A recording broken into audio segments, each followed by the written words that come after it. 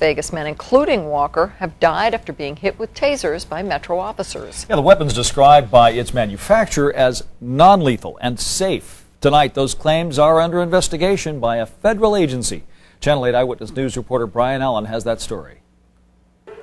It is hard to miss. Taser International's website stating their product is not lethal. Sanford Tucker disagrees. In America, now I don't want any family to lose their children because of something so horrible. Last August, Tucker's son Keith was hit by tasers 4 times by Metro officers responding to a disturbing the peace call. He died. The coroner's report says drug abuse led to cardiac arrest while Tucker was being restrained. His dad believes the taser is to blame. And I don't want this to happen to anybody in the world. An Amnesty International report found 103 taser-related deaths across Canada and the U.S. between June 2001 and March of this year.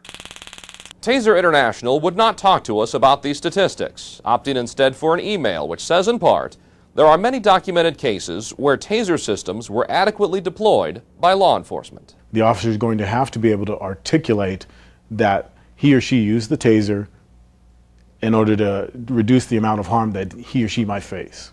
Officer Marcus Martin trains Metro officers on tasers and tells them going in they will have to account for their actions.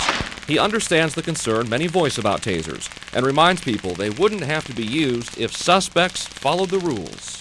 It may not be politically correct to say that in this day and age, but obeying the law should be a factor. And that'll give me my 50,000 votes. Martin believes tasers are safe, but what about the 3 deaths here over the last year and a half?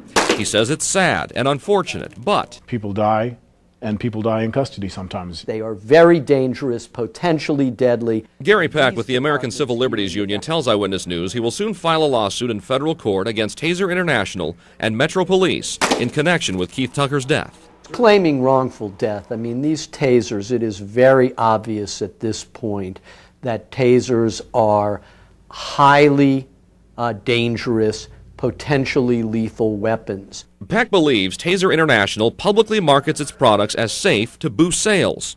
It would sound like a conspiracy theory if not for this. They are being investigated by the Securities and Exchange Commission. In January of this year, the SEC began an inquiry into Taser International, specifically its safety claims. The company says it is cooperating. While its website says tasers are not lethal, the company reveals in its first quarter SEC report it believes the devices are not risk-free. I believe in karma, and I just believe that I have to stay here to make sure that this never happens again to anybody. Sanford Tucker still lives in the house where his son died. He says he will stay there until his lawsuit against Taser International is over. He now waits for a court to decide if tasers really do kill. Brian Allen, Channel 8 Eyewitness News. Also interesting to note, Metro officers used to use tasers on each other as a part of their training, but the practice was discontinued in January of last year after several officers were